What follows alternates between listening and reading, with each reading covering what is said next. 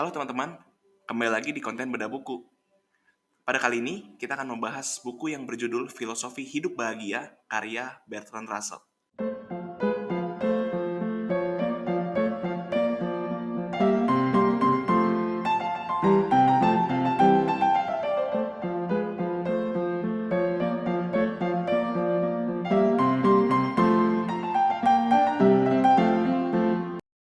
Pernahkah kamu merasa lebih mudah tidak bahagia dibanding bahagia? Setiap kali mendengar kata bahagia, kamu merasa skeptis karena dunia ini seakan memiliki lebih banyak keburukan dibanding kebaikan yang bisa membuat kita bahagia. Pemikiran seperti ini menghalangi kita untuk melihat segala sesuatu dari sisi baiknya. Kita merasa lebih memaklumi hal buruk dan mempertanyakan mengapa hal baik terjadi dalam hidup kita. Apa yang bisa dilakukan seorang manusia di tengah-tengah masyarakat yang rapuh untuk menggapai kebahagiaannya sendiri? Bertrand Russell memiliki jawaban untuk kondisi dan pertanyaan ini. Jawabannya dibahas di dalam buku setebal 235 halaman berjudul Filosofi Hidup Bahagia.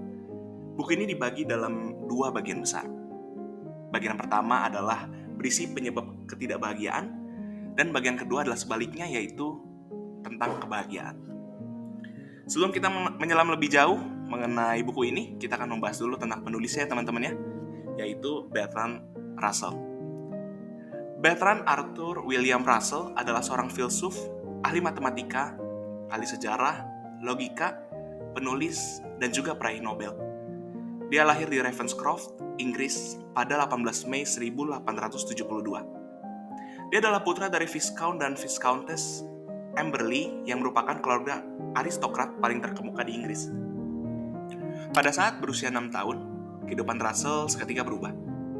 Ayah, ibu, saudara perempuan, dan kakeknya meninggal. Yang tersisa dari mereka hanyalah Russell dan saudara laki-lakinya, Frank. Mereka berdua dirawat oleh nenek mereka dari keluarga ayahnya. Russell disekolahkan secara privat oleh neneknya. Karena dia tidak bersekolah di sekolah biasa, Russell tidak memiliki banyak teman di masa kecilnya. Dia lebih banyak menghabiskan waktu dalam isolasi karena kematian keluarganya telah memberi dampak emosional mendalam kepadanya. Sejak kecil, Russell memiliki kepintaran di atas rata-rata. Dia mulai tertarik mempelajari matematika.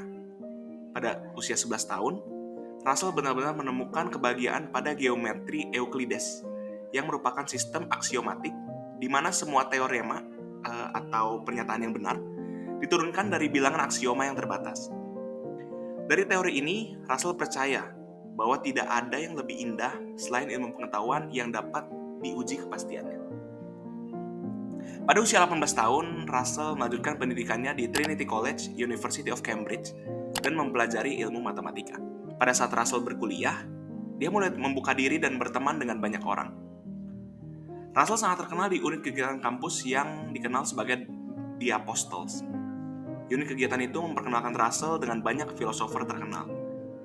Kecintaannya pada filosofi membuatnya meninggalkan ilmu matematika dan sepenuhnya beralih ke filosofi. Pemikiran kritis yang dia tuangkan ke dalam penelitian berjudul An Essay on the Foundations of Geometry membuat Russell berhasil meraih beasiswa di Trinity College. Pada tahun 1896, Russell menerbitkan buku pertamanya berjudul German Social Democracy. Setelah itu, dia terus menuangkan ide-idenya ke dalam lebih dari 70 buku dan 2.000 artikel sehingga dia mendapat Nobel Prize for Literature. Mungkin kamu bertanya, jadi apa yang membuat Russell berbeda dengan filosofer lainnya? Kontribusi beliau pada bidang logika, epistemologi, dan filsafat matematika menjadikannya sebagai satu filsuf terkemuka abad ke-20. Beliau juga aktif dalam gerakan aktivisme. Russell pernah berjuang dalam perang dan melihat sendiri betapa perang tidak membawa satu hal baik pun untuk dunia ini. Dia percaya bahwa permasalahan harus diselesaikan dengan damai, tanpa ada gencatan senjata. Pada tahun 1961, Russell dipenjarakan karena turut berpartisipasi dalam proses anti-senjata nuklir. Maksud Russell memang baik, tetapi petugas saat itu melihatnya sebagai penyebab keributan dan dia dipenjarakan atas dasar melanggar ketenangan. Beliau tidak hanya aktif dalam menuangkan pikirannya ke lembaran-lembaran kertas, tetapi dia juga dengan berani menunjukkan aksi untuk menentang apa yang menurutnya salah. Jadi, begitulah hidup Russell sebagai seorang filosofer dan ahli matematika. Sekarang, ayo kita cari tahu penyebab kebahagiaan dan ketidakbahagiaan. Russell meyakini bahwa ketidakbahagiaan itu sebagian besar disebabkan karena seseorang salah memandang kehidupan, etika yang keliru, dan kebiasaan hidup yang salah. Semua kesalahan tersebut menggerosoti naluri alami terhadap kebahagiaan yang pada dasarnya dimiliki oleh binatang dan manusia. Permasalahan pertama yang Russell temukan adalah rasa iri. Orang yang memusatkan kebahagiaannya pada persaingan dan kesuksesan, kemungkinan besar tidak akan bahagia. Mereka tidak melakukan sesuatu hal untuk dirinya, melainkan orang lain. Jika hal ini terus-terusan dilakukan, hidup akan terasa seperti sebuah persaingan yang tidak boleh ada kekalahan di dalamnya. Sudut pandang yang salah dalam melihat hidup akan berdampak panjang nantinya. Tidak hanya merasakan ketidakbahagiaan, seseorang juga kemungkinan besar akan merasakan dampaknya pada kondisi fisik dan mentalnya. Jadi, hidup sudah seharusnya dijalani sebaik mungkin. Hiduplah semaksimal mungkin setiap harinya tanpa melihat hidup sebagai persaingan dengan orang lain. Hal kedua yang menjadi penyebab ketidakbahagiaan menurut Russell adalah rasa dengki. Russell percaya bahwa orang-orang yang dengki hanya akan menyebabkan kemalangan atas dirinya sendiri. Mereka bukannya bersyukur atas apa yang mereka miliki, mereka malah mencaci apa yang tidak mereka punya. Untuk mengatasi kondisi ini, seseorang harus mengurangi intensitas mereka dalam membanding-bandingkan hal. Menurut Russell, orang yang bijak akan menikmati semua yang dia miliki. Seorang dengan sifat pendengki tidak akan mampu menumbuhkan kebahagiaan di dalam dirinya. Cara untuk mengatasi kedengkian ini adalah dengan menikmati kesenangan yang menghampiri kamu kapanpun itu.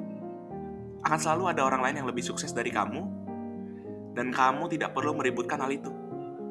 Ingat, apapun yang kamu miliki saat ini, genggamlah dan syukuri.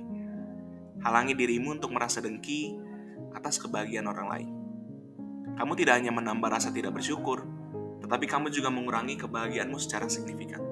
Poin terakhir yang menyebabkan ketidakbahagiaan adalah takut pada pendapat orang banyak. Pasti kita semua percaya jika orang lain sering jadi penentu kebahagiaan kita. Seringkali kita merasa pendapat orang lain lebih penting daripada pendapat kita sendiri. Kita merasa pendapat kita lebih berbobot. Kita mayoritas orang yang kita kenal menyetujui apa yang kita katakan. Menjadi sepaham dengan orang lain memberikan kita perasaan aman. Namun, bagaimana jika kita dihadapkan dengan orang-orang yang benar-benar berbeda paham dengan kita? Ini pasti tidak mudah dihadapi, apalagi jika kita terbiasa berada pada lingkungan yang tidak sering mendebatkan paham masing-masing.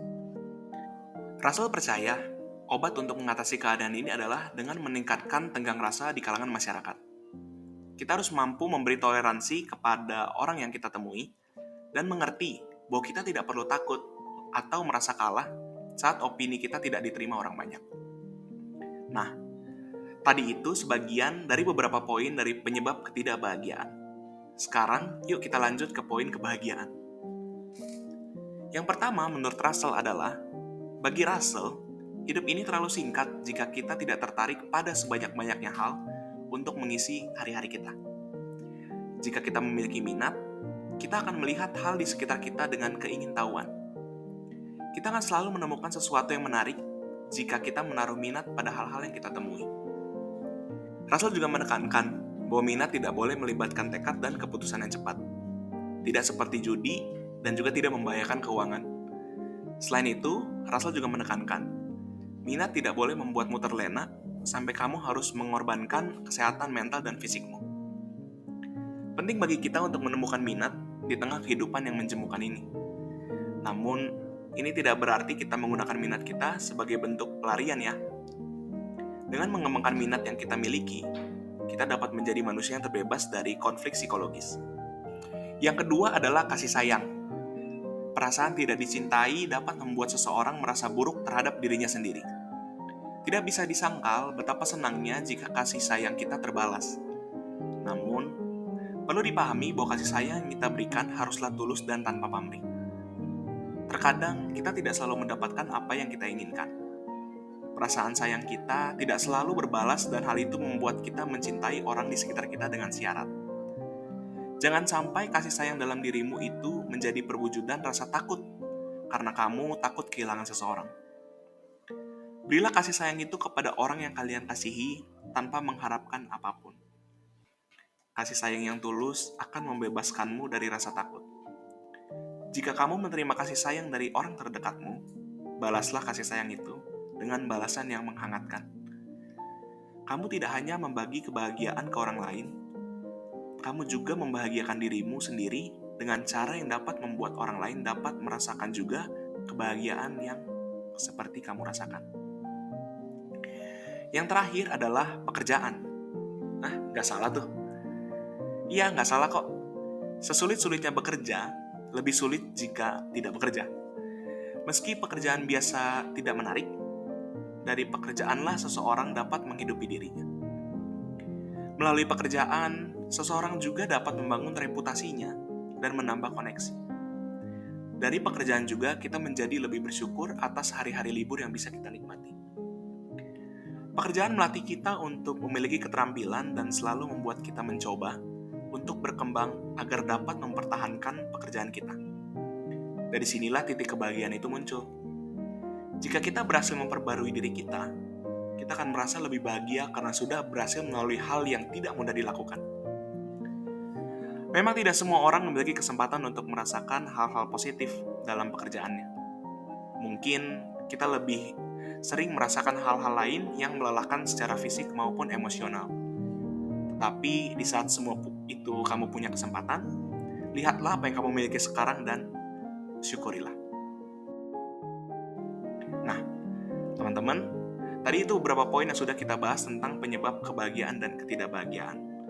Jika kamu tertarik membaca semua isi bukunya, kalian bisa langsung datang ke Perpustakaan Universitas Kristen Maranatha dan bisa langsung juga baca di tempat atau meminjam bukunya. Oke, sekian untuk konten bedah buku kali ini. Sehat selalu, Tuhan memberkati. Salam literasi.